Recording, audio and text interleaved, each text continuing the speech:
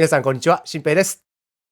今回のインタビューゲストは、ポーカープロ歴15年以上、コーチングサイト Solve4Y、そして、GTOWizard をはじめ、様々なポーカーメディアに、コーチング、そしてブログなどを寄稿しております。アメリカ人ポーカープロのアンドリュー・ブロコスさんにお越しいただきました。Andrew, thank you so much for joining the show today. It's my honor. Thank you for having me. Thank you very much. And I just introduced you as you have more than 15 years of playing poker experience, a lot of poker coaching, a lot of poker experience, and also you have a podcast called Thinking Poker. And let's say when you meet someone new, how would you introduce yourself? I'd say professional poker player because that's the easiest thing for people to understand. My income all comes from the poker world. At this point, like for the last couple of years, probably only like half of it has come from actually playing poker.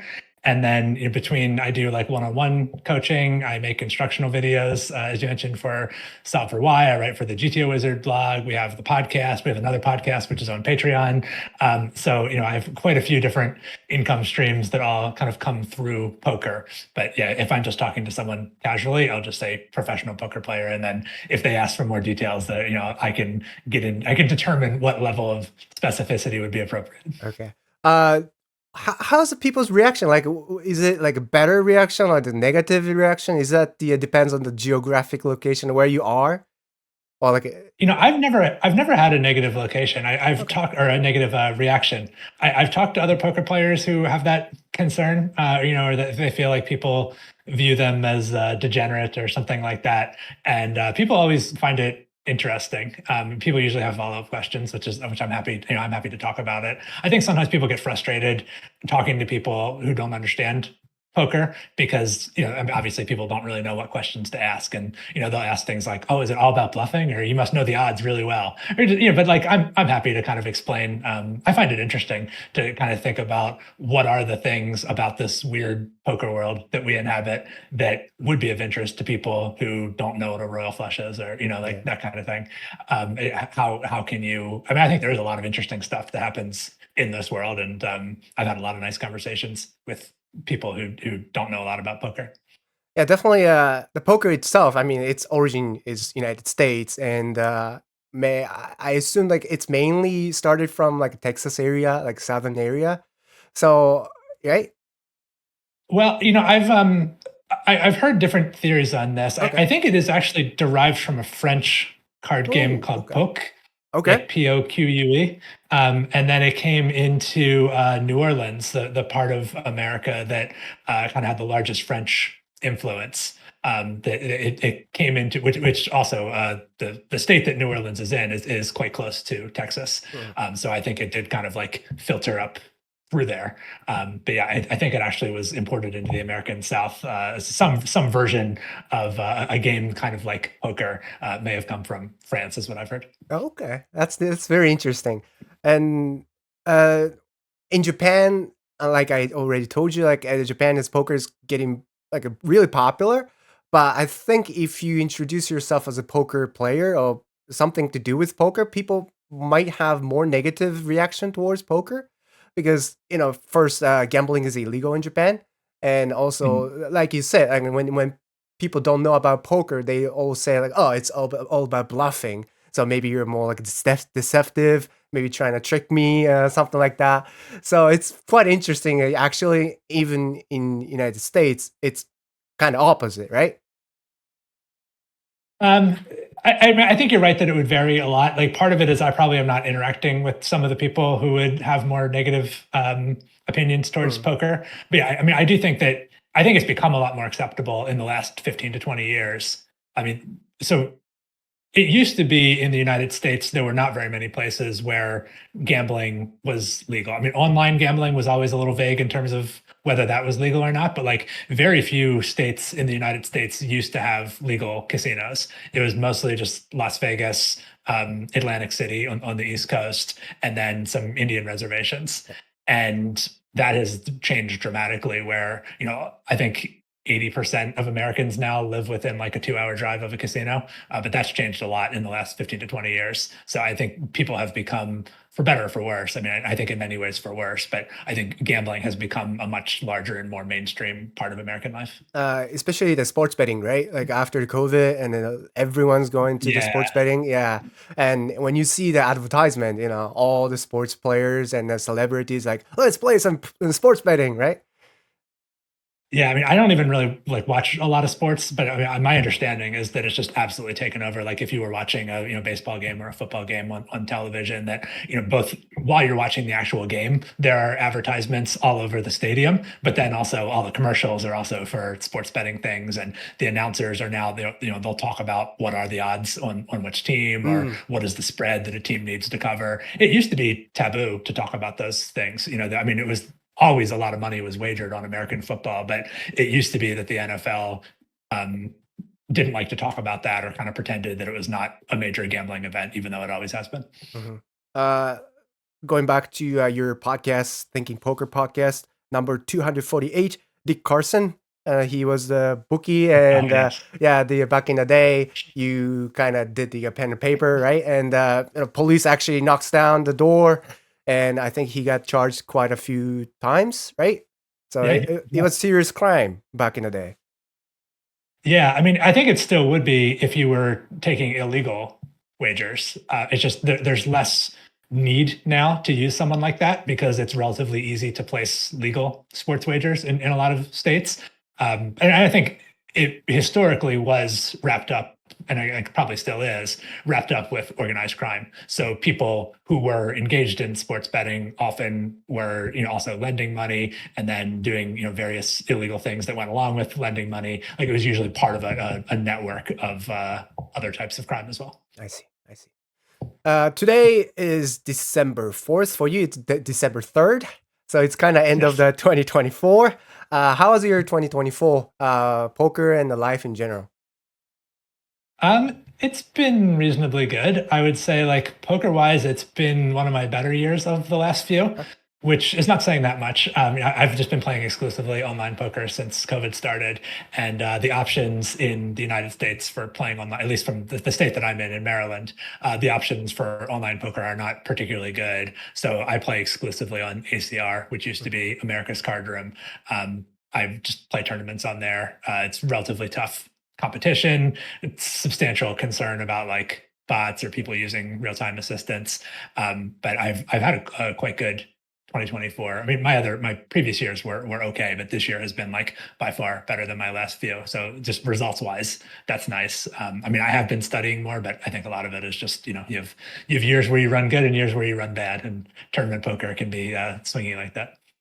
Yeah, I actually was about to ask this question later about botting and RTA and stuff, but you already mentioned, so I might gonna just like sneak in this and because you are a coach of GTOWizard, and GTOWizard is probably the most popular lookup solver website current day, and even not the top player, even middle stakes or low stakes players, kind of concerned about RTA because you can literally look up any situation and take the look at the solver solution and kind of copy or even kind of get advice from the solution. And one of the question I got from my audience is what to do when you suspect the player's RTAing by looking up the GTOWizard solution. So is there any way to counter those players? I mean, that's sort of the definition of GTO, is that there's not a way to exploit it. There's nothing that you can do that is going to give you a better result than playing your own GTO strategy. So, if I thought that you were making a mistake, like you were bluffing too much, I could take advantage of that by calling you a lot. If I knew, for instance, or strongly suspected that you were cheating, you were using real-time assistance, and you were able to bluff at a perfect frequency, there's not really anything I can do about that, right? I mean, that's what it means to be bluffing at a perfect frequency, is like, no matter how often I call or fold, it's not going to yield a better result for me. So I think practically the best thing you can do is just avoid games where you think that might be happening. If it's a tournament, unfortunately, you can't, I mean, it's not going to do you any good to get up and leave the tournament. But I mean, you wouldn't want to stay in a cash game where you suspected that someone was doing that. GTOWizard does offer a feature where after the fact, you can see whether a hand that you played was looked up by someone and when. So if you and I played a hand together and I suspected that you had done that, I could look and see, did somebody look at how to play a Jack 9-5 flop in a single raise pot cut off versus big blind at 6:55 p.m. Eastern time? And if they did, I could send that information to ACR, and I could hope that ACR's security department chose to act on it. Honestly, I would not put a lot of faith in them doing anything about it, which is the weak link in that chain. But yeah, I mean, I think the kind of transparency around whether that's being done in real time is kind of the best we can do. Like I just think with technology in general, it's really hard. Like once it's possible, you have to assume that people are doing it. And even if, I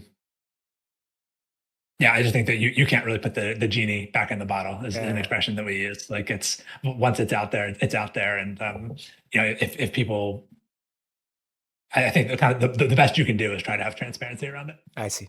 Yeah. The friend actually submitted this question is playing around like an 1,000 on the ACR. And what he told me is last 2-3 years, the amount of the player go into tank on any given flop is just significantly increased. So he's just suspecting that most of regulars just looking up.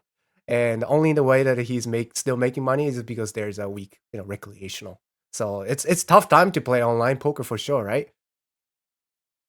Yeah. And I think even if people are not actually using real-time assistance, just like as people get better and study with GTO, like essentially my objective when I'm playing poker is to, in most cases, to try to play like as closely as I can to what I think GTOWizard would do. That's often what I'm trying to accomplish. And as I get better and better at that, that's where the money has always come from recreational players. There's not a lot of money to be made from being the best pro.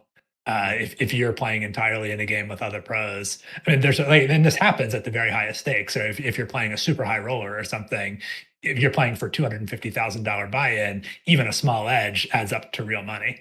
But if you're playing a $600 tournament, like having a tiny edge over other pros is not going to be enough to earn decent money. Yeah, I see. And right now it's 2024. Genie's, just out there doing their crazy stuff. But when you discovered poker and started playing poker, it was just completely different, right? Yeah, I did kind of start playing online. My early experiences playing for real money were online until Black Friday. I played almost exclusively online. I didn't go to like casinos very often. But yeah, I didn't really have any sense of what game theory was or how it would apply to poker, what that kind of, I learned, I didn't even know that I was learning an exploitative strategy, but I was learning an exploitative strategy. And so, understanding game theory required reconceptualizing, what the objective of poker is. I remember, I think 2013 or 2014, when Poker Snowy came out, and poker community really pushed back, right? Like, oh, AI is playing poker, like poker is played by human. And did you have that kind of like a resistance towards learning something like AI generated or computer generated strategy? No, I've always been very interested in that. We interviewed the creators of Poker Snowy pretty close to the time that it came out on the Thinking Poker podcast, and we've spoken several times to a team from the University of Alberta who was responsible for doing a lot of like AI. They were the team that essentially solved Heads Up Limit Hold'em. So that conversation we've been involved in, or have been kind of trying to bring that conversation around like computers and AI and poker to the poker world for a long time. I do remember people being kind of dismissive of Snowy, and there were certain things Snowy was doing that I think people did find it relatively easy to play against or to beat Snowy because it wasn't perfect. But I think what people didn't understand or sort of didn't want to believe was to recognize that like things like that were going to get better. So it was pretty good for being a computer that was playing poker in 2013. And if you imagine like this is going to get a lot better in 5 to 10 years, that was something to be worried about. And I I believe that I mean, I have not gone back to listen to that interview, so I might be giving myself too much credit, but I believe that I did at that time sort of see the potential of like, oh, computers are going to get, and just knowing that, I mean, that's what happened with chess. It's what happened with backgammon. Yeah. There's no reason to think that that wouldn't be happening in poker. And the thing is, like, it just 10 years. It's not 10 years, let's say, evolution of humans put together, right? Like AI have exponentially accelerated the evolution too. So I think you were right, Absolutely, right? Yeah. Yeah. So let's go back a little bit more when you didn't have that majestic beard and you were a little boy. When did you discover poker? I mean, I've been playing poker for about as long as I can remember. I think I just grew up. My grandfather played poker, and I remember playing for pennies with him and my dad, and sometimes my grandmother would play as well. So I mean, for kind of as long as I can remember, we would just sort of casually be playing it as a family. When I was in high school, I hosted a game for my friends where we would play for like, I mean, if I lost $20 in a night, I was devastated. You know, like that was. But it was not, we were not playing for huge money, but like, you know, I had a regular game in my basement or my mom's basement, you know, like once a week or so. I would have some people over to play. When I was in college, there was a game in our dorm that would happen like twice a week, and I was always really excited to play that. And that was around the time I discovered online poker and started playing like online free rolls and things. But yeah, I've always been like interested in it. I think the idea of I've always enjoyed the feeling of like outsmarting people, you know, or sort of like living by your wits. I see. You know, that's always been very appealing to me. I had a little bit of exposure to like those called like a family poker, and when I explained to Japanese poker players, it's basically a bingo game because nobody kind of folded pre-flop. Like everyone, let's see flop, and oh, you gonna raise me? Like, what are you doing? Like, let me see a flop, kind of thing. So it's kind of different, right? Like game wise. Yeah, I mean, I will say, I think if you played low fixed limit hold'em in a casino, certain casinos in the United States, especially 10 to 15 years ago, you would get a similar sort of like people would be very angry at you for raising before the flop. You know, people were there to sort of see flops and splash around more so than to like push edges, and check raising was considered disrespectful. One of my grandfather's friends once threatened to shoot me for check raising. That's cool. I mean, like, not when you were playing, but back in the day, like 100 years and maybe 150 years, everyone had a gun, and that was sort of the environment that the people play poker, right? Yeah, I don't think you have to go back that far. I mean, probably more like 40 years. I think Doyle Brunson he had stories about having guns. I mean, I'm sure there are still many games in the United States now where people are carrying guns while they're playing, and certainly in many home games. But I mean, I'm not entirely sure the laws, but I think there are probably some poker rooms, like in Texas, for instance, where you should expect that like many of the people in that poker room are carrying guns. So there's a possibility that when you're under the gun, you're literally under the gun. Yeah, I mean, I have not heard a lot of stories of like shootings in poker games. It has happened occasionally in home games. It's more of a concern. Not that public card rooms can't get robbed, but it's less likely. I think they have better and more visible security. But when you're operating or participating in an underground illegal home game, if the wrong person finds out that there's like thousands or tens of thousands of dollars in that room, there's a real danger that someone would try to rob it, and those people would almost certainly have guns with them. Yeah. I mean, there's also a real possibility that the police would try to bust up the game, and you're not necessarily going to know the difference. I know there was at least one incident where the police didn't announce themselves or did not do a good enough job announcing themselves that they were police, and they kicked in the door, and the players thought that they were being robbed, and someone drew a gun and fired at them, and it turned into a very very messy situation. I see. And after you got exposed to like family poker, friend poker, and you discovered online poker, and when did you decided to go pro, and when did you felt that you can make it at the poker world? It wasn't really a plan. I mean, I graduated from college in 2004, and I had a degree in philosophy, which was interesting, but was not the sort of thing that had employers knocking down your door to hire you. I was very interested in, we would call it like the nonprofit space, in working in schools, in education. Not necessarily in being a teacher, but in doing a sort of like after school program or something like that. Debate league, And right? yes, that was what I ultimately ended up doing. My goal was to start a debate league similar to one that I had worked for in Chicago, and it was an activity that I had participated in high school and in college. And I was thinking that I would need to get experience working for like a different nonprofit before I could start my own. And so I was applying for those kinds of jobs. They were not very well paying jobs, and I was not even getting like interviews for them. And I was playing poker just, I mean, initially for fun, and then I was making a little bit of money doing it, maybe like 50 or $100 a week, and it was kind of helping me to make ends meet, along with some money that I had saved up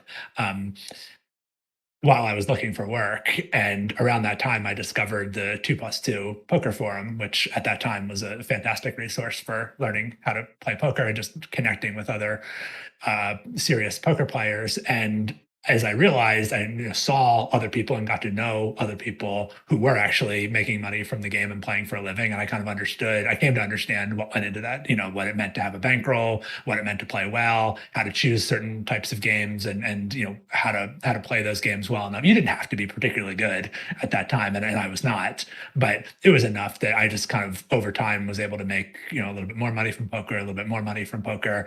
And eventually I decided, I was like, well, I could make enough money from poker, even doing it part-time, doing it like 20 hours a week playing poker, that I could just start the debate league that I'm interested in, rather than trying to work for someone else's organization. Just start the thing that I'm interested in, and have my money come from poker, which is what I ended up doing. And my hope was that eventually that organization would grow to the point where it could support having a full-time paid position as the director of that organization, which did happen. We hired someone in 2010 to run the organization, but that person was not me. That happened at that point. That was probably the best that I ever was relative to the rest of the poker world. So obviously I'm a much better poker player now than I was then, but everyone else is better also. I think that was probably the time where like my hourly rate was highest, was like 2009, 2010. So right around the time where like I could have had that job as the executive director of the debate league, was the time where I was making so much money from poker that I was like, I don't want a full-time. That's interesting, right? Like when you started playing poker for other wanted to get by kinda, but it's like the poker took over, and then now like I don't need that. Yeah, I mean, I didn't have any idea that when I started doing it, the idea that I would play at the World Series of Poker, let alone that I would, be winning money at the World Series of Poker, was unthinkable to me. Poker went better than I ever could have imagined that it would have. And then also finding these other opportunities. I mean, I was writing for the 2+2 magazine starting in probably in like 2006 or 2007. I started coaching in like 2008. So, just also kind of understanding that making money from poker didn't have to mean only playing poker. I've never been interested. There was never really a time where I was playing poker 30 plus hours a week regularly. I mean, certain times during the World Series of Poker or something, I might play that much, but there's never been a year where I averaged more than 20 hours a week of playing poker. I think you're like you're interested in generally poker itself, right? It's not just playing aspect, but like poker community, poker strategy wise, and everything about poker. And I think the best example of you is starting a podcast called Thinking Poker back in I think 2012 was the 2012 started with Nate Mavis, and who I think you met on the forum, right? 2+2 forum. Yes, I met him through 2+2. Yeah, and that was interesting to me that the back in the day there's no such form, like even like podcast wasn't popular back then, right? No, there was a 2+2 poker podcast. That was the only one that I was aware of. I think there might have been a few other like small ones, but there were. I mean, now there's quite a few poker podcasts, but at the time, there were not very many poker podcasts. There were not very many podcasts in general. I mean, this is before the iPhone. Yeah. I mean, you could have an iPad and you could listen to not iPad, Smartphone. iPod. iPod. Oh, okay. You could have an iPod and you could listen to podcasts on your iPod, which I guess is where the name podcast comes from. Now that I think about it. Oh, But yeah. yeah, Actually, I think it was not until the iPhone that the podcasts really took off. I don't even know if people who's listening right now knows what iPod is. Just like you kind of circle around and Oh go my God. through, right? Wow, and you can have like 500 songs, really, right? That's cool. I mean, to really date myself, I had a Walkman, where you could put Yep. a cassette tape into a thing, and it was a big deal to have one of those, and just like I could listen to this tape anytime that I want, 8 songs anywhere I want. Yeah, that was cassette tape to the CD player, right? So you kind of have like a canteen looking, Walkman. Then Yeah. it became digital, and now we The have. CD players never did well as portable devices, though, because the CDs would skip too easily. If you were trying to like jog or something while you were listening to it, even just listening to it in the car, if you like went over a bump, it would like it was very sensitive. So yeah, the CD, the Discman, I think never really took off. I see. And the Thinking Poker podcast. When I was doing research and listening to other podcasts that you were on, and the origin it was kind of, you said like joking wise, like you have a reason to talk to Tommy Angelo, who is the my very first podcast. But was that something like that? Let's start. Kind of. Yeah. I mean, similar to playing poker professionally, I did not have the idea that I was still going to be making a poker podcast 12 years later.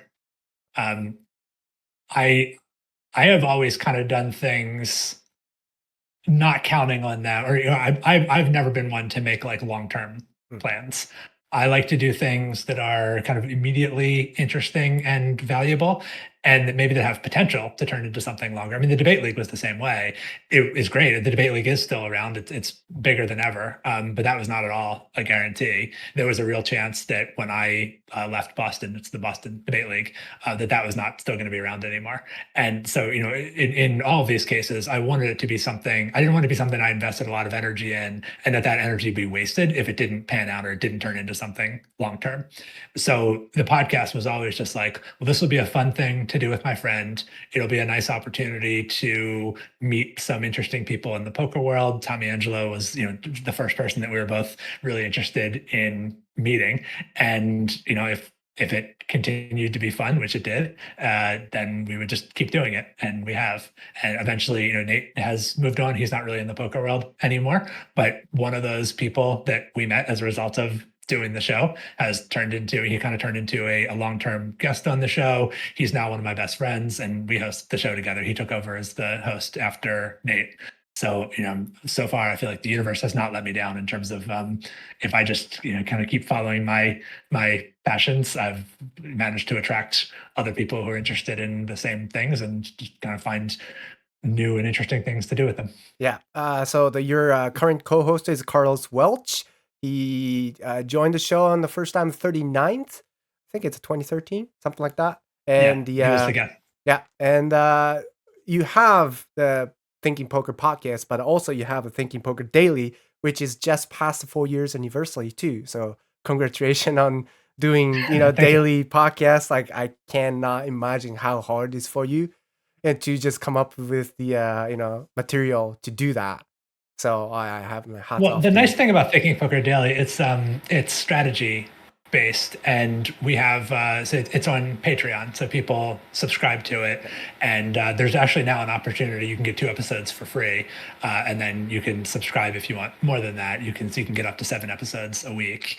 And but the questions are submitted by the listeners, so we don't really have to come up with content. People send us questions that they have, and then what we'll do, the episodes are usually like 10 to 15 minutes long. It's not an hour-long podcast every day. We just try to get once to it, and we talk about strategy for 15 minutes or so. And we actually just recorded some earlier today. We'll sit down, once a week or so, and we'll record like 5 to 10 all at once, and then they're ready to go. It's true. I mean, I get paid to talk poker with my friend. It's an amazing job. Yeah. It's I think Tommy was saying all the same things. Like he get to pay to talk about poker, and it's like amazing.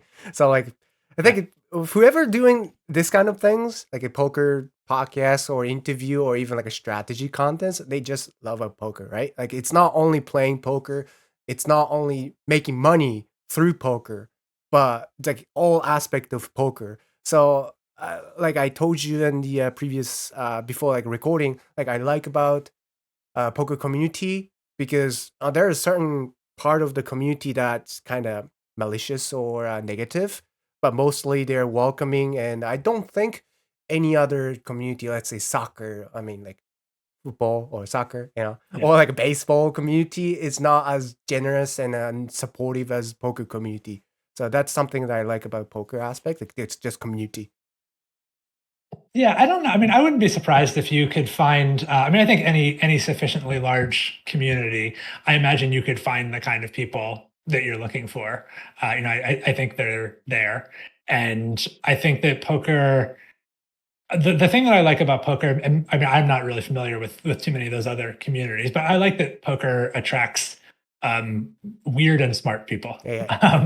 And I think those are like the two of the things that I'm looking for. Like if you are weird and smart, I'm likely to enjoy talking to you at least for an hour. Maybe we're not going to become best friends forever, but I think we could have a nice conversation for an hour.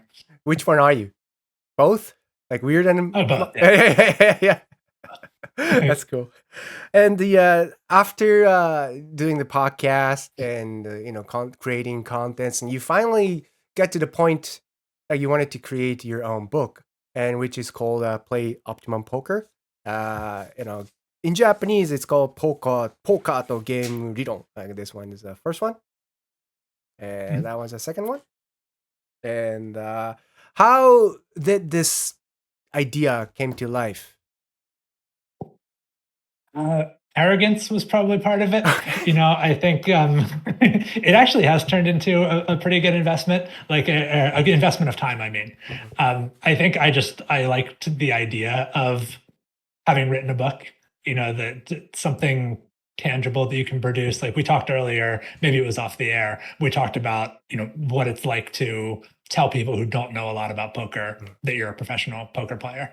And so being able to say, I wrote a popular book about poker carries a little more sway with those people than just like, because, okay, I play poker online, like maybe you're not even winning, who knows? So I think the idea that you like wrote a book that other people are actually paying money for, that you might be able to find in a library or something like that. I think there's a little bit of like cultural cachet to that, to be honest, which is probably part of why it was interesting to me. And now I think it's also something that I'm very well suited to.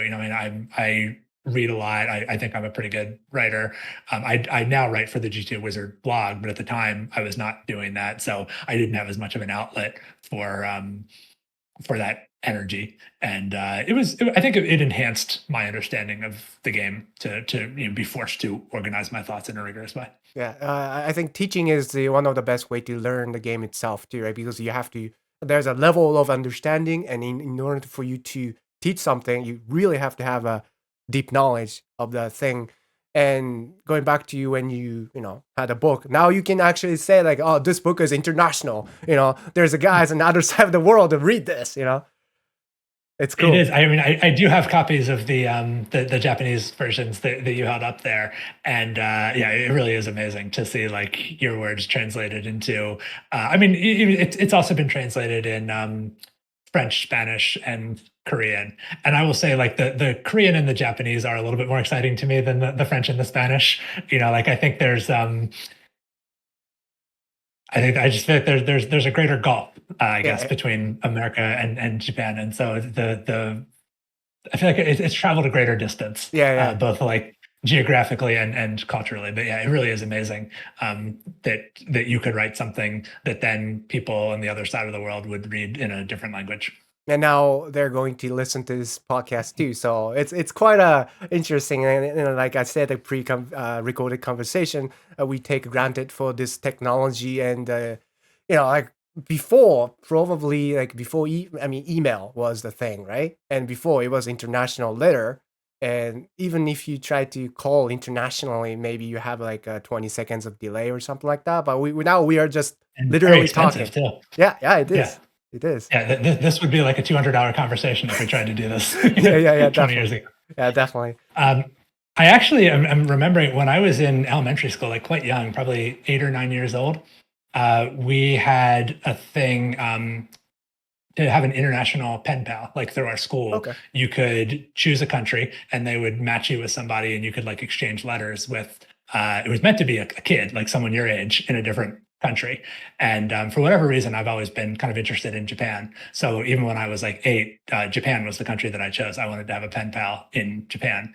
And so I wrote my letter and sent it off to Japan. And other kids in my class wrote to people in different countries. And they all got responses from kids in those countries.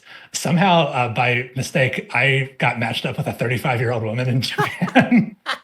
Who I think she had signed up for a thing to like try to find a husband in America. I think like she was initially looking for. So somehow I did have this experience like 35 years ago, I guess, of I exchanged a few letters with a 35-year-old woman in Japan. Wow, like first MILF experience, right? She never sent any pictures, so I don't know what the. But like she basically said, like, I'm 35, blah blah blah, and you were like, "Hello, I'm 8-year-old Andrew." Right? Oh, jeez. I think she got my letter first, so she already knew like what she was dealing with, and Okay. I think she was amused by it. I think she enjoyed hearing from me once in a while. I don't think I ever sent more than like 2 or 3 letters, but Okay, that's cool. That's cool. So that was your first, I guess, the Far East, exposure. 35 year yeah, old. my first cultural. So she should be what, like 70 something now, right? Should Guess so, yeah. Wow, wow, interesting. Time flies too. Wow. And the interesting thing is the play optimum poker. Your working title was a game theory made simple, right? Yeah, that was the idea. Yeah.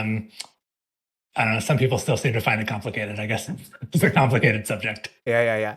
And you change it to play optimum poker. I guess a search engine, optimization, also more easier. What it's the book about, and you have another book called Essential Poker Concept. Yeah, Mhm. yeah. And that one is a compilation of mostly things that I wrote for the 2+2 magazine. So what I did was I went back through. I think I wrote an article every month for like 10 plus years for them.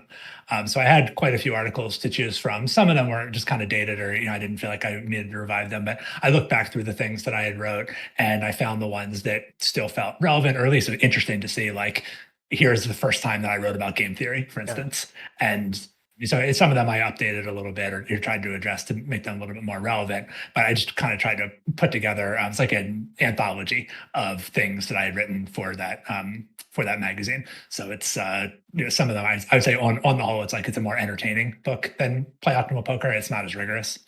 I see. I'm sure that you went through the Pyre solver. You make sure that the theories you have to check it, right? Because like we call a fast talking community. So that thing is like when you say something wrong in the poker community, the guy's gonna say, "Oh no, look at this Pyre solver chart and blah blah blah blah." They just come out to you, and we call them like fast talking community. But like you don't want to get attacked by those you know, nerds, I guess. So I must imagine that you put a lot of time and energy put that the book, right? Yeah, I mean it's amazing how much. And I mean, there still were some mistakes when Play Optimal Poker was first published, despite I looked over it myself probably 4 or 5 times. I had, I think, 8 other people who looked over it for me and tried to find things that were potentially wrong with it. And still, like, after I published it, there were a couple of, frankly embarrassing, people were just like, wait, this chart isn't right. And it's really, really hard to get all that stuff right. I mean, fortunately, you can continue to correct those things after you've published it. So, I think that I have now ironed out all of those embarrassing. It's been a while since someone brought to me an error that they found in a current edition of Play Optimal Poker. But yeah, it is a self-published book, and it is really hard to Oh find yeah. all those mistakes. Oh yeah. And the book came out 2019, I think. Mhm. Yeah, 2019, actually June 2nd. And since then, it's been almost 5.5 years. Uh, how has the poker GTO strategy evolved since your book came out? So my book came out, I mean, solvers existed, but like PO solver existed, but something like GTOWizard did not. And to run your own simulation on PO solver is fairly time consuming, even to run a simple one, let alone to run something as complex as what you can do. GTOWizard uses 5 or 6 different bet sizes on a given street, and something like that would just be like impractical to do on a personal computer. So the nice thing about writing about game theory is it's not going to be wrong, as long as it is grounded in something. So unlike, say, if you look back at a poker book from 20 years ago, you could find some stuff there. It's just like, well, other people don't play like that anymore. So the exploitative strategies that you were advocating, even if they were correct at that time, that book is out of date now. It does not correctly tell you how to play against the people you're going to encounter now. Game theory is not about making assumptions about how other people are going to play. So there definitely are things that, like, if I were writing the book now, I would explain them a little bit differently, or I would be able to use better visualizations. With something like GTOWizard now, you can just look at at a glance, what should your average continuation betting frequency be in a single raise pot, button versus big blind, across all possible flops? And you can just get that in a couple of seconds time. You can see that, and you can get nice visualizations of the difference between ace high flops versus king high flops versus queen high flops. I mean, that kind of technology didn't exist 5 years ago. So I mean, I can imagine how I might improve the book if I were writing it now. But yeah, I don't think it's going to become dated in the way that like older poker books would. I see. And you work for GTOWizard, and you have that wizard-looking beard. So I think that this is the best person to ask about GTO. But what's the game? What poker theory or GTO concept do people overvalue or undervalue? I think that people just don't fully get like what it means to be exploitable, or why you might want to be. I think that, I think of game theory, GTO, whatever you want to call it, equilibrium strategy. I think of that kind of like a tool that you want to have in your tool belt. I lay out a process for this in Play Optimal Poker, where I think the first step should be to try to think about what would the game theory solution here look like? Like, if we were to ask a solver, what should I do here? What would that solver's output look like? But that's only step one. And when you're playing against humans, most of us are flawed, and you won't always have insight into what your opponent's flaws are.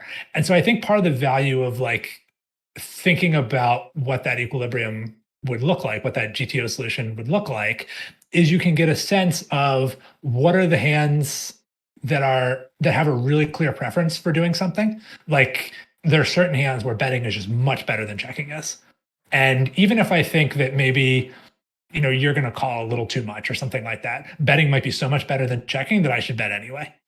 And then there's other hands, particularly cases where you see a mixed strategy, where the solver says like, bet 20% of the time and check 80% of the time. What that's telling you is that if your opponent were to respond perfectly, it would not matter whether you bet or checked, right? That those would have the same expected value. So what it really means is that whether you should bet or check is extremely sensitive to your opponent's response. If your opponent is going to fold even just very slightly more than a solver would, if your hand is a bluff, then you'd be better off betting it 100% of the time. Even though the solver says that check should be the majority action, you should check more often than you bet. If your opponent is going to fold too much, then it's extremely sensitive to the opponent's response in a way that other kinds of hands might not be. Like, if you had the nuts, you should bet that no matter what, right? Like, maybe you're going to fold too much, but like, I'm not going to make any money if I check it. So there are some hands that are not particularly sensitive to the opponent's response, and there are others that are more sensitive. I think that understanding that then gives you a sense of like how to make, like, when there is a judgment call and how to make that judgment call. And I think that people worry too much. It sounds bad to be exploitable, but you have to be exploitable in order to exploit. Right? If I want to do something exploitative, I have to make myself exploitable to do it. Essentially, I'm gambling, I'm betting on what I think my opponent's reaction is going to be. I'm betting he's going to fold too much if I bluff. And if I'm right, I'm going to make money by doing that, more money than if I played the GTO strategy. But I'm also making myself exploitable. If I'm wrong, and in fact, he calls more than he's supposed to, I think he's going to fold too much, but he's actually going to call too much. Well, now I'm losing more money than I would have relative to the GTO strategy. So I think that you often should be looking to play exploitably. Like my goal when I'm playing poker is, in most cases, is not to be perfectly unexploitable. It's to not be wildly unexploitable and to recognize what are the spots where my decision is close. But then I don't like randomize when I'm playing. Most of the time, I'm more trying to guess. Once I determine that it's close, I'm usually trying to guess which option is going to be better against the human that I'm playing against. Interesting.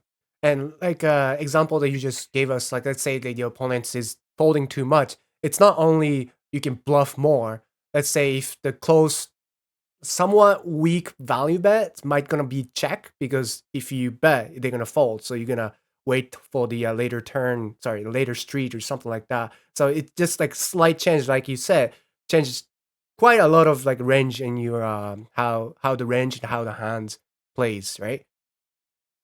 Yeah. Or I mean, it might be that you're if I think that you're going to fold too much, bluffing could be really good against you. But then, like I guess what you're saying, like thin value betting, value betting some hand, like if I'm only going to get called by hands that are better than mine, then I'd be better off not betting with those. Yeah. So yeah, that's a part that the people may not understand when you think about the GTO the equilibrium. It's hard to pronounce that word. Yeah, that strategy, because people think, even for native English speakers, it's a difficult word to pronounce. Okay, yeah, that's just people think it's invincible, right? It's yeah, well, it's unexploitable, but it's not the almighty god like a Thanos looking strategy. You always look for something else. Yeah, well, I mean, the word optimal is very confusing, right? Optimal implies best, but it is best against an unknown opponent. If I don't have any insight into how you're going to respond, then the best thing I can do is play in a way that gives you no good options. So that, I sort of like, well, you should assume that people are trying. And so if you don't know what they're going to do, the best you can do is just kind of assume that if you give them the opportunity, they're going to take it. And so you're going to try to give them as few opportunities as possible. Yeah. But as you start to have insight into, I mean, you can actually do this with solvers. This is, it's called node blocking. Yeah. So you can fix your opponent's strategy and say, let's assume that my opponent will in fact call 20% more often than they're supposed to. And it'll calculate a new optimal strategy for you. If you build in that assumption to the solver, it will give you a different optimal strategy.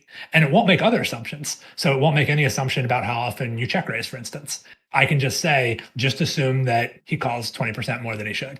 And everything else will remain unexploitable, but it'll build in the fact that you're calling too much and it'll give you a new optimal strategy. So you can create strategies that are optimal against exploitable opponents if you use node locking. So when I think people refer to a GTO or equilibrium strategy, people think about the GTOWizard solution, right? 2.5x, blah blah blah. But that kind of applies to everybody. Agree to use that range, and everybody agree to open with 2.5. But let's say if someone opens a 3x, that will change. If people less likely to bluff raise on the outdoor position, that will change. Everything is going to change, right? Yeah, I mean, I think that it's not really practical to memorize solver outputs. I mean, you're not going to be able to memorize every spot that could come up in poker. And the way that I look at using solvers, and I hope that this comes through on like my blog articles, for instance, is that I think you want to use them to better understand principles of poker strategy that will help you figure out good responses on the fly. So I might have a pretty good sense. I do have a pretty good sense of like what would a button opening range, or sorry, what would my response if I'm in the big blind, for instance, and I have 60 big blinds in a tournament, and I face a raise from the button, what should my response look like, assuming that button opened to 2.5 blinds? but people might not do that. They might open to 3 or 2.2, or maybe they don't have 60 blinds, maybe they have 55 blinds. So there's always some detail could be a little bit different, and I have some sense of how to adjust to those things. If you use a larger raise size, I'm going to call a little bit less often. And knowing how to make those adjustments on the fly. Like, I don't need to run another simulation to look at a 3x raise versus a 2.6x raise, but I do have to know how to adjust to those things. And likewise, I have not looked at simulations for every possible flop, but I have some sense of, what does continuation betting on a king 8-4 flop look like? And if the flop is instead king 8-3, that's not going to make a huge difference. If the flop is king 8-7, that's a little bit more significant. And I have some sense of like how that might change things a bit. I'm not going to get any of those perfect, but I think I can get them like reasonably good. Yeah, I think my previous guest, second guest, Irish pro Darrell Kearney, said the GTO solution is a toy game, which is as playable as possible, but it's still toy game, and you need to learn what the concept or what's the principle behind of the basically what poker strategy is. So I think it's a consensus for all the pros now, right?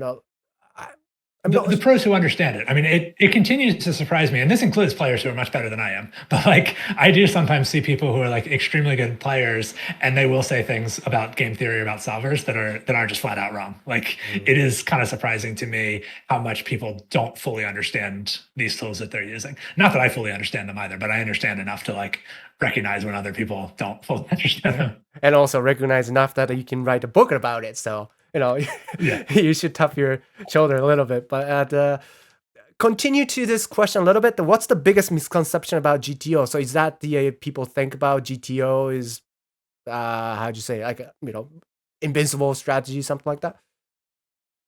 Yeah, I guess the other one I would say, and this was really the one that I meant to address with the book, and I think this has changed a lot in the last 5 years. Maybe the book even had a little bit to do with this.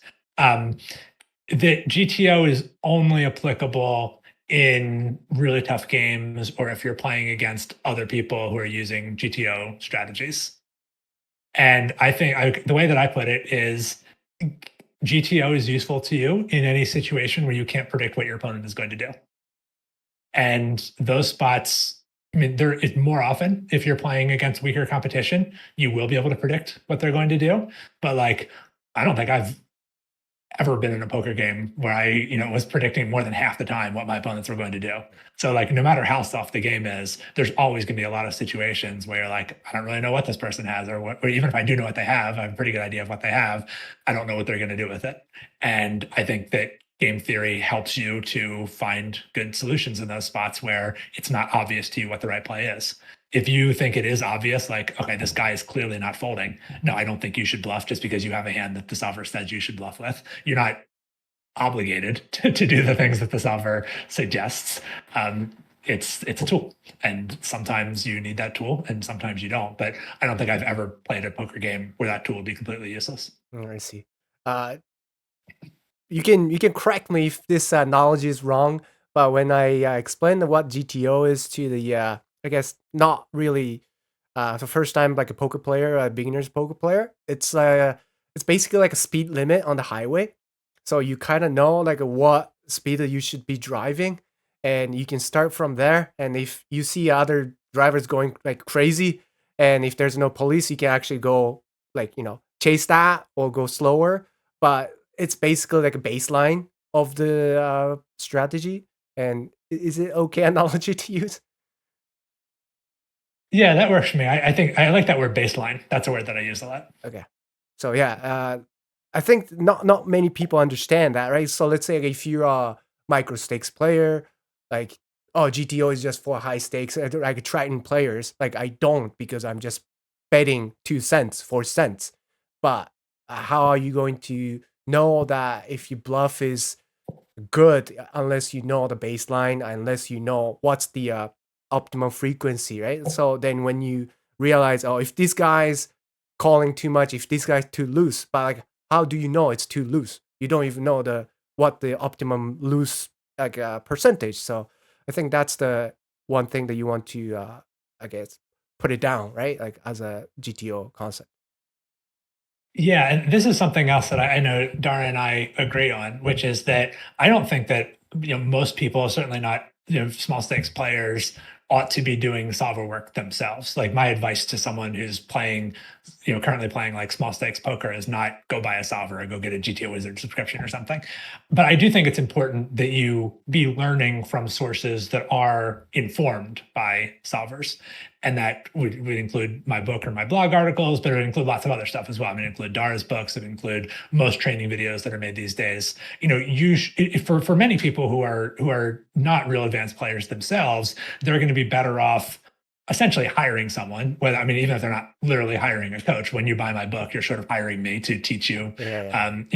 I'm doing the solver work. I'm better equipped to like do the work and just give you the high level takeaways.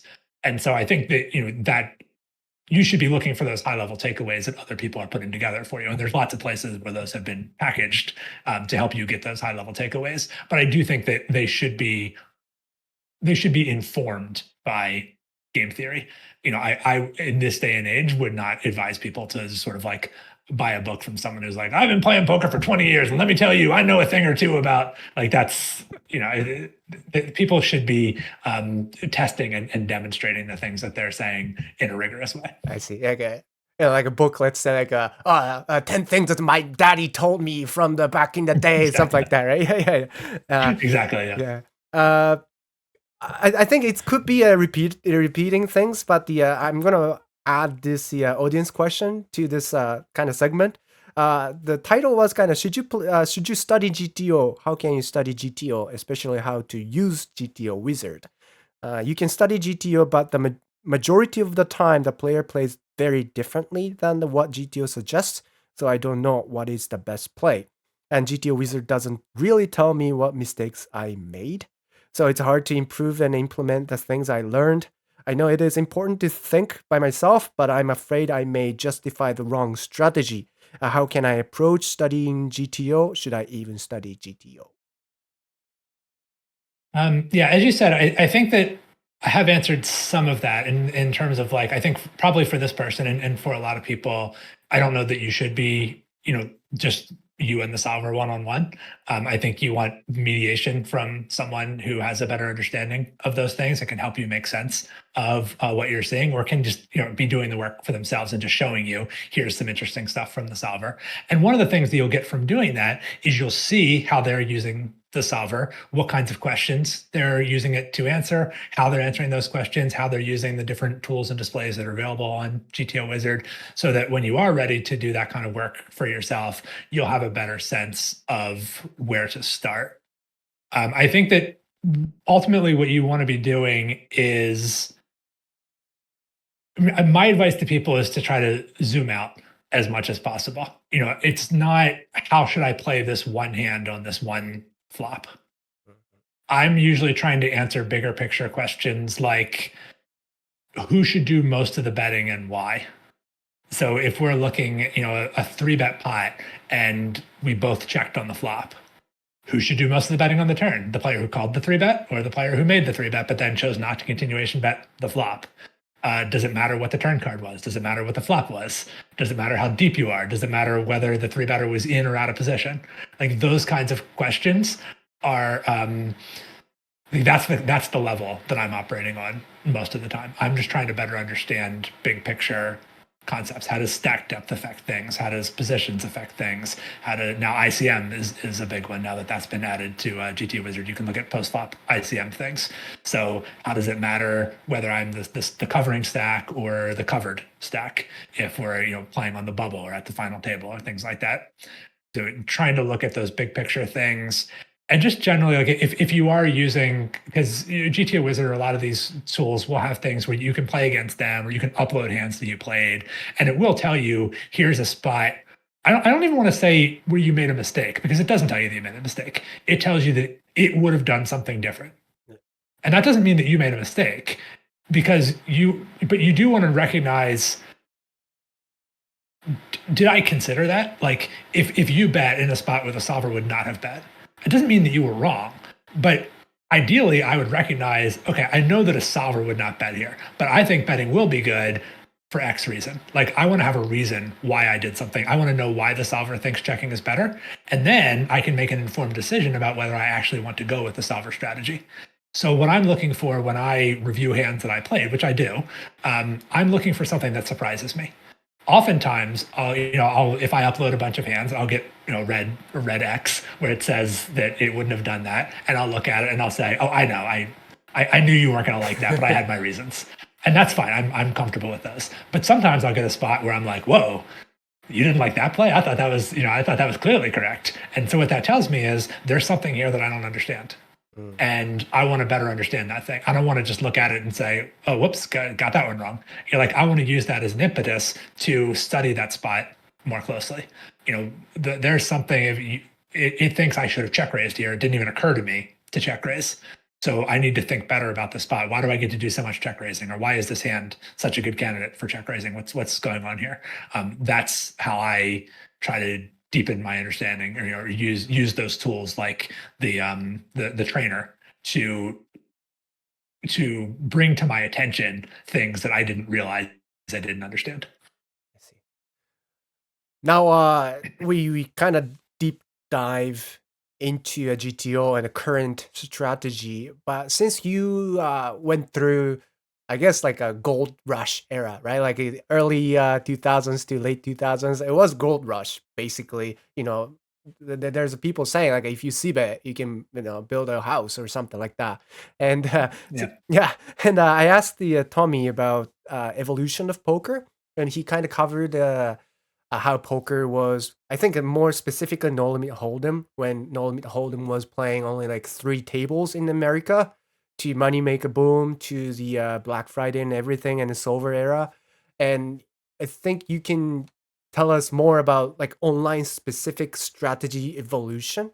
So would you able to go all the way back when you started playing, when light 3-bet was implemented, when people started betting 33%? I think I kind of stopped playing when people started 33, because I was like, I'm cash game player, and everyone's like doing like range betting 33, and I'm like, oh, are you guys a tournament player now? Like I thought I've been playing for stocks, but like I guess people doing that. But those strategy changes, would you able to elaborate the evolution?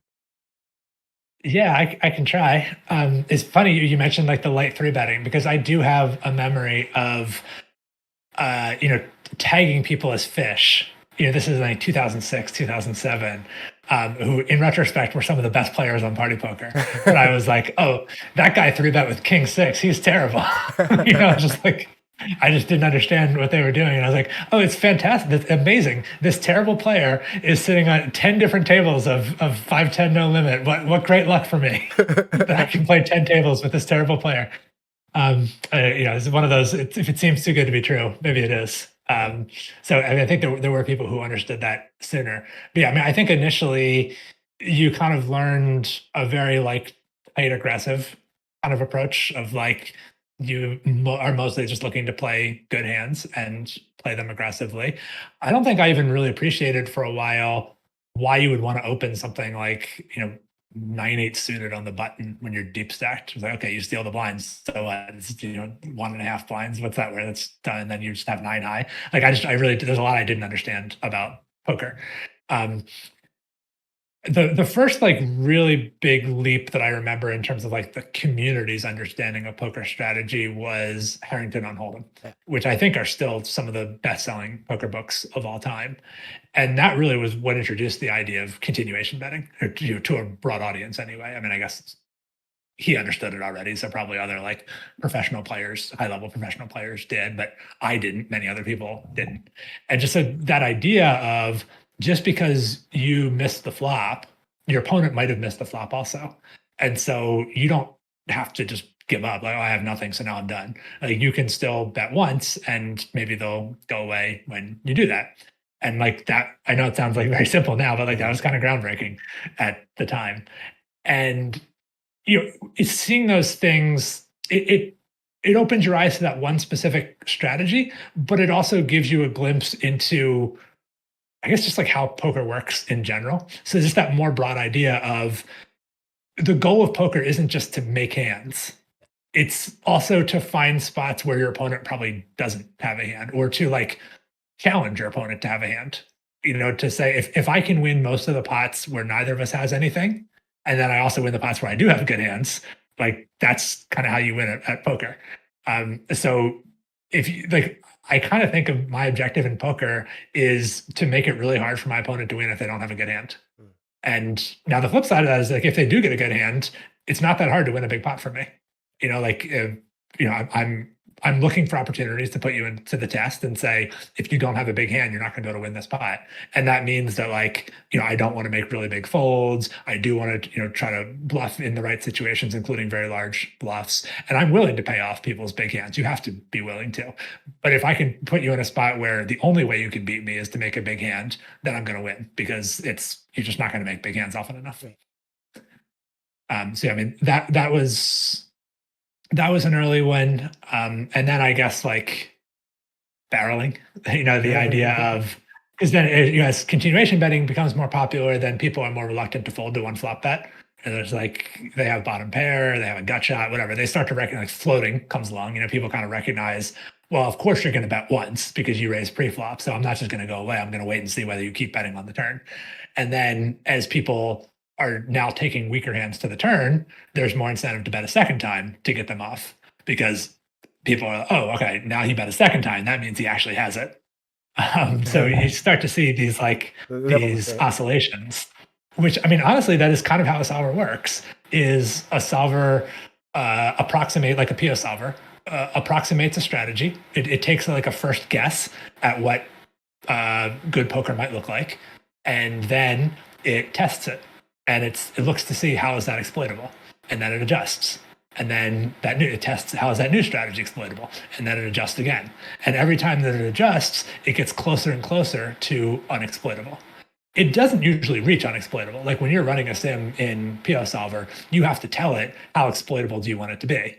And the less exploitable you want it to be, the longer it's going to take to run. Yeah. So usually you're kind of okay, if it's exploitable for 0.5% of the pot, that's good enough. I don't want this to take an hour. So, just run for 10 minutes, or, I'll just, get it to about that point. And I think that's kind of what the poker community was doing. We were kind of operating as a solver. Each of us was, a little processor in a giant computer that was the poker community. And we were testing things, and we were sharing our results, and we were getting, without ever using a solver, just the collective understanding of what it meant to play good poker, I think, was starting to zero in on a GTO strategy. And so when solvers did come along, there were a lot of things that it validated. It was yeah, you are kind of doing this right. And you could be a little more precise about it. But a lot of the things that the poker community discovered on our own about poker strategy are borne out by solvers. There have also been some things that got dismissed as fishy that it turns out solvers actually will do. So there's making a huge shove with ace king is a common, this is the kind of thing that you're very uncomfortable. I remember being very uncomfortable playing ace king after the flop. You 3-bet and you get called, and it's really awkward. You're going to miss a lot of flops, and then you're well, do I keep betting? Or if I don't bet, am I supposed to call my opponent's bets? It's so messy. It's just nicer to get all in with ace king pre-flop. Maybe your opponent folds. That's great. If they don't, at least you get to see all 5 cards. And then at some point you realize, oh, that's kind of fishy. You're just shove it. Everyone knows you have ace king when you make that big shove. There's other things that you can do. And you start to understand the concept of a range. And you're well, they don't know that I have ace king, so they have to consider that I might have aces. So then I can, even though if I just have ace king, I still get some folds with that. But then you start to look at some of these solver simulations, and there actually are a fair number of spots where the solver just, late position opens for 2 blinds, and the small blind has ace king, and they just shove for 30 blinds. It's very 2008 fish behavior, but it's actually, the solver is no, it sucks to play ace king out of position. You don't want to get called. Just go all in and see 5 cards. You don't overthink it. So there actually are some things that got to, and limping is another one. There are some times where limping actually is part of a game theory strategy, just open limping. And because it was something that was mostly done by fish, it got dismissed as just limping is always fishy. And I do still think that, I mean, I still discourage people from limping because most people, once they give themselves permission to limp, they will do it too much. So I think a lot of people are better off just not giving themselves that permission. But like at some point, it is important to study limping. Like that will be an opportunity to play better than you currently are. And that's always the goal, is just how can I play a little bit better than I currently am? Right? You're never going to get to the point of being perfect. And so for a lot of people, there's more important things than they could study than something like open limping. But at some point, as you start to get more and more of the low-hanging fruit, you have to start going after some of those more obscure topics. I see. Like one of the fishy move that I can think about is like, let's say a button opens and BB calls and BB start dunking, right? Oh, like you call an out of position. You That dunk. name, dunk bet, right? That's it was because donkeys did it. Yeah, exactly. And also starting limping too. Nowadays, people knows general strategy, so you have to kind of go after a certain area that the people understudy. And if you can bring them into that world, right, you have advantage. So I think that's something that the people should think, I guess, once you get to a certain level, right? Because everyone knows that their strong part, so you have to create your own world too, like creating yourself as I think generating edge by yourself by studying certain spot that are understudied, I think. Yeah, this actually comes back to the question you asked a long time ago about how would you play against someone if you knew that they were using real-time assistance? And I think actually the answer to that is you would try to do things that GTOWizard doesn't expect you to do and that they're not going to be able to look up an answer to. And my understanding, because we've had the opportunity to interview some people who do play in super high roller type games, like Haxton, Sam Grafton, I'm thinking of specifically, have said this to me, that when you are playing in like a super high roller, you might as well be playing against people who are using real-time assistance, even though they aren't. Like they're that studied, they understand game theory that well that like they really are doing a pretty good job of approximating what it would be like to play against a solver. And so if you want to have an edge when you're playing against a Sam Greenwood or somebody, you can't count on just memorizing more solver solutions than Sam has. Even if you did that, it wouldn't give you enough of an edge. Like you wouldn't be beating the rake if you were just like a little bit more GTO than Sam Greenwood is. So the edge comes from what are some things that I could do? Well, I mean, the edge comes from players who are not Sam Greenwood, right? Like no one's looking to play a tournament that's all super high roller pros.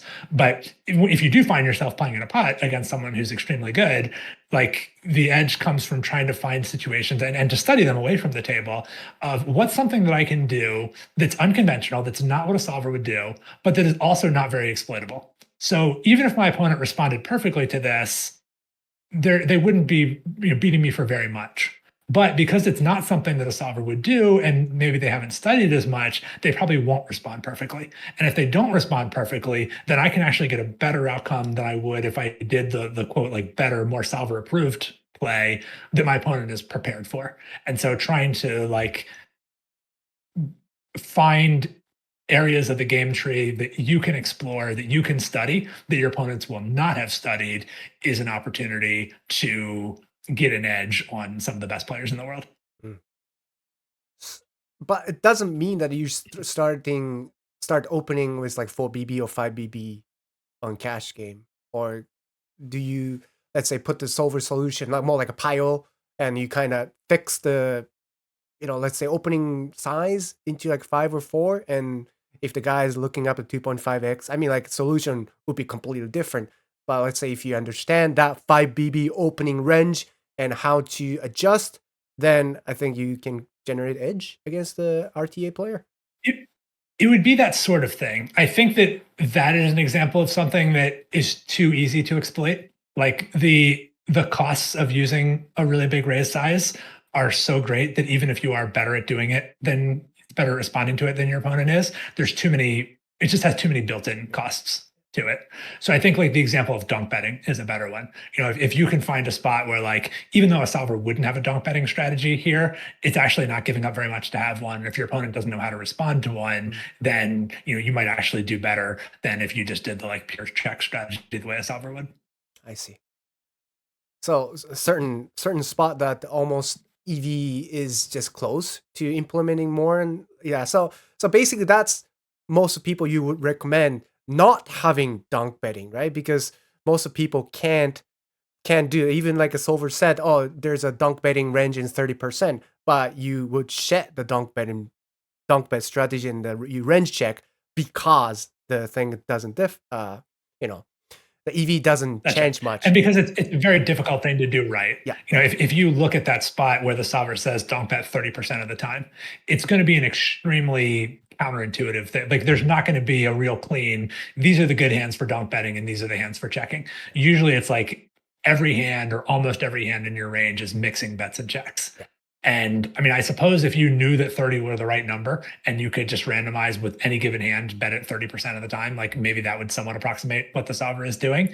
But if you just tried to do it intuitively and say, well, I'll donk bet the obvious donk betting hands and I'll check everything else, like that's going to be more exploitable than if you just checked everything. I see. I'm kind of running out of time. I have so much questions. So let me choose some. I guess I should cover the audience question. Yeah. Let's say, what are the important things to play poker for the long term? A job that requires different base skills, a sufficient bankroll, or a mental game? What was your motivation, and what is the ideal final destination for a poker career? Having a good family, and an abundance of bankroll, etc. I think the ideal destination is going to be a very personal question. And that probably will determine some of those other things of like, what are you looking to get out of this? As I mentioned, for me, the money is certainly nice. And, I need food to live like everyone else. So I do like to make money from doing it. But part of what I like getting out of it is the community of it, which is why I've increasingly leaned into these more community oriented activities like doing the podcast. I do think that poker that bankroll and mental game things they're both important and they're very connected to one another. So this is probably getting a little bit less true as games are getting tougher, but for a very long time I said that the biggest thing that held back a lot of people from having successful poker careers was not that they weren't good enough at playing cards, that they didn't understand poker strategy well enough. I mean, that might keep you from playing really high stakes games, but like you don't have to be playing really high stakes, tough games to be making a living from poker. And actually, my friend and co-host Carlos Welch is a great example of this. For a long time, and he would be the first one to tell you he was not a great poker player, but it was very important to him. Like he wanted the freedom of a poker career as opposed to a job, working for somebody where he had to be on someone else's timetable and had to all the other expenses that come with having a job, needed to live in a given place and just all that. He wanted the freedom of being able to play poker for a living. And he was willing to make cuts to his cost of living. He lived in a car for a while so that he could, keep his expenses down and make a living by playing in like relatively small stakes games that were not particularly tough. And so I think that the barrier is not like that you're not good enough at cards. I think a lot of people struggle with the financial and the emotional swings of playing poker. Trying to play games that they're not bankrolled for, and then when they lose money, I mean, the losses are more devastating if you're not bankrolled for it. It's hurting your ability to keep making money. If you take a big loss, now you have to move down in stakes. You can't afford to play and win that money. Even if you were a winner in that game, you can't afford to play that game anymore because you lost the money that you needed to play that game. But then also, like, it messes with your head. It's more, it's going to be more upsetting if you lose money that's more meaningful to you, and then you're not playing well, which means you either stop playing so that you don't tilt, and now you're not making any money anymore, or you keep playing and you're tilted, and then that's even worse because you're losing money. But even it can go in the opposite direction. People can get off to a really good start. Tournament players, this is a danger. You win a tournament and you win a lot of money. You win $100,000 in the tournament. And then you start to think, oh, I make $100,000 a month now because I made $100,000 this month. And then you start living like you make $100,000 a month, and you buy an expensive car, and you go to the strip club, and you don't make $100,000 a month. You had a good month, and you needed that good month to subsidize the bad months that are coming. But you didn't save that money. You spent it, and then you have this expectation that you're going to make a lot more money than you actually are, and then you're frustrated when you don't make that money. So I think that I mentioned earlier, like the 2+2 forum and the poker community there, I learned a lot about playing cards there, but I think I also learned a lot about just like what it means to be a professional player and what to expect from that. And what are the risks? How do you mitigate against those risks with like good game selection and bankroll management, and understanding that you're not supposed to win every time you have the best hand. You're not entitled to win every time you have the best hand. You're not entitled to win every time you play against a player who is weaker than you are. And I think that getting grounded on those things that's an essential baseline. Like no matter how good your card skill is, I shouldn't quite say that because Phil Hellmuth exists, but like for almost everyone. So good. Folds. Face up. Wow. Shows the bluff. Jesus Christ, you're trying to give me Lift off. We have lift off.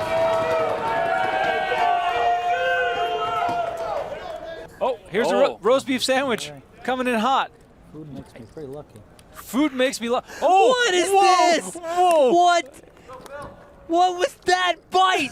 What in the world? What? He like pulled the buns apart and just went straight in on the roast beef. I have never seen that maneuver before. Justin Saliba cannot believe it. I mean, what in the universe? You need a solid mental game, or like card skill alone is not going to carry you. I see. Well, I didn't think that Phil has come in. He's taking heat here. But you basically overestimate how good you are when you win, and underestimate how good you are when you lose, right? So that's like, especially tournament player, I think, if you start with beginner's luck, sun run, you start off of the winning some trophy, you think that you're going to be a prodigy or something. And the danger of current social media era is once you win something, you post a picture, you get a lot of likes, you get a lot of tweets, you get a lot of followers, and it just dopamine's through the roof, and you get addicted to the emotion. And let's say you lose like a 10-20 next tournament, and you're just gonna hold on to that memory, and you basically just keep playing even though you might not be having edge too. So that's the dangerous side of the poker, right? Yeah. And another one, this one is interesting. Any impression towards Japanese poker players? Is there any play style tendency by the countries the player are from? Any countries that you think have a lot of strong players? And this one's interesting because the Thinking Poker episode 247, Maria Kunikawa mentioned that player country kind of tells, or even like genders. It depends on the genders. People assume that a certain play style you can exploit based on the gender and countries. But for you specifically, I guess, do you have any thing towards Japanese player, I guess? I have played with very, very few Japanese players. I don't know that I've ever played in person against a Japanese player. I've encountered a few online, but not enough to really form an opinion of like, this is how Japanese players play. And I don't know that there is an answer to that. I don't know how much of the reason why we would see a play style concentrated in a particular country would be because there's like a strong community in that country where people are like sharing ideas about how to play, or it might even be that there's a few people. So Brazil was kind of notorious for this for a while, where there was this guy, Andre Akari, who was a kind of early pro in a time when poker was still mostly concentrated in the United States. A lot of the best players from the United States. Andre Akari was Brazilian, and he, in addition to being a very good player himself, was like staking and coaching a lot of other people in Brazil. And so the Brazilian community in general, if you just encountered a random person online and they were from Brazil and they were playing in like a relatively high stakes poker game, there was a good chance that they had either directly or indirectly learned poker from Andre Akari. And so they were going to play similarly to Andre Akari. So there was a sort of like an idea of how, I mean, maybe there's something to like Brazil's national character or something, but like I think a lot of it was just that there was a fairly tight community that was strongly influenced by one person or one source. And I don't know enough, I guess, about Japanese poker to know whether something like that exists. I will say just what I do know, or what you've told me, that there's not a lot of poker in Japan. That there's not great places to be playing live, maybe even online. You don't have great options for playing poker? Well, currently it is. What I mentioned is like last probably 10, 15 years, there's nothing, but like 3-4 years since the COVID, the Japanese poker players pool is 2.4 million right now, and it's expected to be bigger. And there's a place to play just shy of 500, like arcade style place. So like you can play actually nowadays you can, but because of the restriction of online and legal kind of limits, it's not as freely as United States, I think. Okay, so I will say that, and I hope this isn't too insulting, but I kind of feel the same way about American players now, to be honest. My guess, if I encountered someone, I was just playing on ACR, and the only thing that I knew about someone was that they were from Japan, is probably that they're not a great player. And that's just, if you've only been playing poker at most 3 or 4 years, and you haven't had as much exposure to poker, you are less likely to be a great player. And I mean, there was a time when most of the best players in the world were Americans. And that time ended in 2011. Like once America lost access to the best like online poker sites, very few of the best players in the world are American anymore. And the ones who are, mostly are people who left the United States. So now when I'm playing on ACR, I'm very happy to see Americans at my table. Like that's usually, like they are far more likely to be recreational players relative to if there's someone, especially, so the scariest is encountering people from countries that that are where the like average income is not very high. Yeah. So if I'm playing a $600 poker tournament and I'm encountering someone, I don't want to name a specific country, but like I'm encountering someone from a country that I think is not generally a very wealthy country. That person, like, there's reasons why an American or probably a Japanese player might be playing a $600 tournament despite not being a very good player. Yeah. That's a lot less likely if you're from a country that has a lower income, or the average income is much lower. And so it's very likely that person is probably a very serious poker player. And the same thing if you're at the World Series of Poker and you're playing in person, a random American that you encounter at the World Series of Poker, there's more reason why they might just be a tourist. It's much easier to travel and play at the World Series of Poker if you're an American. If you've flown from Europe, you're taking poker more seriously. If you've flown from Asia, you're taking poker even more seriously than that. And if you're younger, it's less likely that you have the kind of disposable income where you can just be playing $10,000 in a poker tournament for fun. So like younger people, in addition to just kind of being more online, more likely to be exposed to the kinds of places where poker strategy is getting shared, it's also just like younger people are less likely to have that kind of money to blow on poker. And so the older someone is, the more likely it is that they're just like, they have enough disposable income that they can play a $10,000 poker tournament despite not being very good. Yeah, I see. So it's not like specific, but it's like there's criterias like age, kind of to figure out who is actually serious about poker, could be the full-time pro, something like that. So it's not just specific, but those little elements could determine like if the player's, recreational or not. And that's actually huge, right? Just knowing if the player's recreational or not. So. Oh yeah, I mean, knowing whether they're recreational or not would be huge. You don't know that from any of the things that I said. You have like clues. Yep. And I mean, stereotypes would be another way of saying that, which is, stereotypes are not good bases for judging people. I think they can be better than nothing, but you do have to recognize that they're not a lot better than nothing. So if I sit down and I see someone and they're like, I don't know, like a retirement aged American wearing golf gear, they have a Titleist cap on, right? I mean, that's kind of like my stereotype of a fish is that. And so I have some assumptions about how that person is likely to play.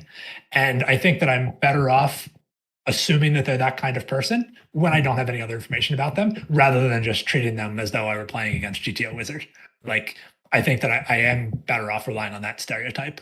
But I want to be very aware that it is not a strong read that I have. And so I want to be looking for, is this person, because I coach some people who meet that description. Like, I know that there are people who look like that who actually are pretty serious poker players. And they even lean into that a little bit because they know how people are going to stereotype them based on how they look.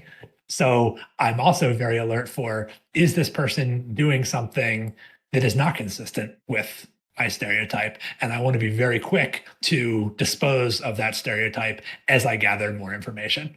And that's, I guess, my like general thoughts on stereotyping is that, you know, it's only something to do when you don't have better sources of information, and you almost always have better sources of information. So it's a very preliminary read. I see. Maybe that's why Tommy Angelo making money, right? He's that description, right? He had a cap and everything. He's quiet, so maybe that's the way. And also, when I talked to my third guest, Sasha Eileen Sutton, and she's, I think, older, a female player. She's more rare, so she mentioned that she actually used her image to bluff more in certain spot because they have a tendency in the stereotype too. So yeah, you can weaponize stereotype too. So I guess Japanese player, go for it because everyone think that you guys are fish. I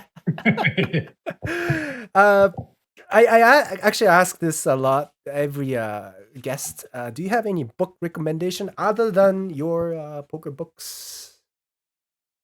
We mentioned Tommy Angelo a few times.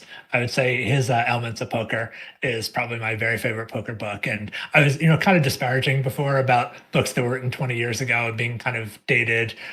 His book is about that old. I don't think it's dated. And the reason I don't think it's dated is it's not really a poker strategy book. It's not about how do I play King Jack suited in the hijack with a 50 big blind stack. It's about the mental game of poker more than anything. The mental game of poker is also a decent poker book. I like Elements of Poker a little bit better. But it's just about how to be a poker player, I think. So I think for specifically a poker book, I think that's excellent. I also there's a book called Thinking Fast and Slow, which is not a poker book. A pretty well-known book, I guess. But I think it's just great as a person with a human brain. I find it useful for lots of things outside of poker, but I do also think it's useful just for understanding the limits of rationality and some cognitive biases that both will influence your opponents, but also will influence you, things that you need to kind of guard against. I actually did a series for a training site that I used to work for called Tournament Poker Edge, about the art of war, which I am not deeply studied on, but I did find it interesting to I do have a background in philosophy. I had never read The Art of War before, and so I did just kind of read it. I didn't read any secondary material on it or anything. I wasn't trying to do a deep analysis of it, but I did just look for passages that I kind of thought, oh, that has some implication to poker, and that was a fun video to do, to just sort of get that sense of how to apply I guess ancient Japanese military strategy to poker. I think The Art of War is written by Chinese, I think. Oh, is it? Oh, I'm sorry. No. It's not the Five Rings, right? Like a Musashi, who's his name? Oh no. Musashi Miyamoto. He wrote the more famous book for the Five Rings, but I think Art of War is a Sun Tzu or some Chinese guy. Sun Tzu. Yeah, Sun Tzu. It's a Chinese guy, but that's Asian book. Embarrassing. I'm sorry. Yeah, no, it's okay. And if you can listen into if you understand English, I would recommend listening to audiobook version of Elements of Poker because you get more sense of the personality of Tommy Angelo, and he's nice banjo and style. I really enjoy the audio version. And also, Thinking Fast and Slow was actually recommended by Darrell Kearney too. So I guess that's pro approved book, which is outside of poker, right? It's just about the human cognitive function and stuff. Yeah, that's right. I'm sure that book has been translated into Japanese. Yeah, it is. It's probably been translated into every language on the planet. Yeah, it is. And going into 2025, what is your prediction of a poker industry? What is your life prediction? Do you have any plans, anything like that? As I said before, I'm not big on planning. I'm still just kind of trying to keep doing things that seem interesting and valuable to me. So, I mentioned we've just added for our Patreon podcast, Thinking Poker Daily, we've just added an opportunity where you don't have to put up any money. You can subscribe and get 2 episodes a week for free. So, we're continuing to try to kind of ramp that up. We enjoy doing that. The podcast is going as strong as ever. We've got 3 interviews right now that we have not released yet, and a bunch more people that I'm looking forward to talking to. So I'm kind of looking at doing more of the same, I guess. Still putting out the things for the GTOWizard blog and looking forward to, I don't know exactly which features they're going to be adding when, but they're always adding new features to that, which is good because it gives me new things to write about. Every time they add a new feature, I'm like, okay, I can get 10 articles out of working with post-flop ICM was the newest one. So a lot of it is going to be guided by what new tools become available to me. What new thing shows up for me to get interested in. And I think I'm not really familiar with the American poker market, but do you think it's gonna keep rising? More people, coming into the WSOP. I hope so. I mean, it has been rising really consistently ever since the moneymaker boom back in like 2003, 2004, despite lots of predictions that it was going to stop. There have been, so I can certainly imagine things that might happen. Like, I think America is in for at least a couple of very turbulent years ahead of us. So, I mean, I can imagine reasons why it might get disrupted, but like there have been lots of things that people have predicted were going to be like the end of the poker boom, and I mean, the World Series of Poker has just it has not quite grown every year, but it's never had a really dramatic drop off. I mean, it's online poker is a different story. Obviously, like Black Friday really put a hurting online poker in the United States. We do have something called Club WPT Gold, which is going to be opening in the US soon, which is has the World Poker Tour brand behind it. I have high hopes for that. I don't know for sure what it's going to turn into, but as I said, the options right now are not great. So I'm really looking forward to having a new site to play on. I hope that that's going to be a good opportunity. Yeah, I think historically, if you bet on anything other than the American poker market growing, you would have done badly. Yeah, I see. And do you have any message to Japanese poker community other than we suck at poker? I hope so. Yeah, I mean, I think one of the interesting things about having people from different, I guess, like seeing what different cultures bring to poker. As you mentioned, it is a game that I think is very rooted in American culture. The idea, I think it's very like democratic and very capitalist, which are sort of the two big parts of American like self-identity. But trying to see how other cultures experience the game, what's interesting, how they might influence the culture of poker, how they might look at strategy a little bit differently. I think all that has a lot of potential. But yeah, mostly I just think it's cool to have more people enjoying. Like, I think it's an intrinsically interesting game. I certainly don't think you have to be an American to find the game interesting, and obviously like millions of people around the world agree. So I just I think it's a game that encourages people to think better and more deeply, and my hope is that we're all going to benefit from more people in the world learning to think better and more deeply, and challenge themselves to be more rigorous. And that's another reason why we want to put more effort to get better, to have more, I guess, presence in the poker community, and that will, like this podcast definitely helps and expose to American community, American material, some like outside of the Japanese community, and that's what I'm trying to do. I'm trying to bridge and make the community better and bigger. So I'm really grateful that you spend time today to contribute to that part of our community. So thank you so much for today's interview. Oh, I really enjoyed it. It was great talking to you, and I'm honored to get to speak to your audience. Thank you very much. Today's guest was, more than 15 years of poker experience, various coaching sites coach, and also GTOWizard blog, and lot of poker media author, and also the play Optimum Poker. And if you haven't checked it out, please check it out. This is the first one.